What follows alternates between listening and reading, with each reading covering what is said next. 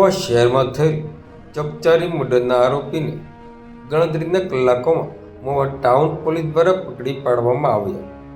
આજરોજ તારીખ 26/11/2025ના સવારના 8 કલાક દરમિયાન મહુવા ટાઉન પોલીસ સ્ટેશન વિસ્તારમાં મરણ જનાર ઉવેશ સલીમભાઈ કાળવાતર ઉંમર 17 રહે મહુવાવાળાને આરોપી દ્વારા માથાના ભાગે ગંભીર ઈજા કરી મરણ જનારને લાશને દોરી વડે બાંધી દઈને અવાવરું કૂવામાં નાખી દઈને મહુવા શહેરમાં ચકચાર મચાવનાર ઘટના ઘટેલ. જે બનાવ સંદર્ભે મહુવા ટાઉન પોલીસ દ્વારા ગણતરીના કલાકોમાં બનાવવાળી જગ્યાની આસપાસના સીસીટીવી કેમેરા ચકાસી આરોપી ઈસમ હસનભાઈ શબીરભાઈ સલાટ ઉંમર 30 રહે નૂર સોસાયટી મહુવાવાળાને રાઉન્ડ અપ કરીને બુદ્ધિ પ્રયુક્તિથી પૂછપરછ કરી અને બનાવવાળી જગ્યાએ આવેલ અવાવરું કૂવામાંથી મરણ જનારની લાશને શોધી કાઢીને બનાવ બાબતે ગહન પૂછપરછ કરતા આરોપી હસન શબીરભાઈ સલાડ દ્વારા ઉંમર 30 રહે નૂર સોસાયટી મહુવાના મરણ જનાર ઉવેશ સલીમભાઈ કાળવાતરના મહુવાવાળાના માતા સાથે આદ્યા સંબંધો હોય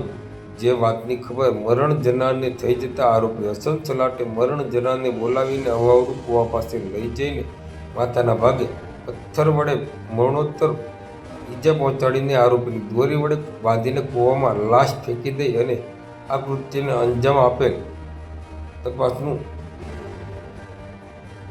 રહસ્ય ખુલ્યું છે. હાલ મહુવા ટાઉન પોલીસ દ્વારા ગણતરીના કલાકોમાં જ આરોપીને શોધી કાઢવામાં આવ્યો છે. આ કામગીરીમાં પોલીસ ઇન્સ્પેક્ટર કે.એસ. પટેલના માર્ગદર્શન હેઠળ પોલીસ સબ ઇન્સ્પેક્ટર આર.એફ.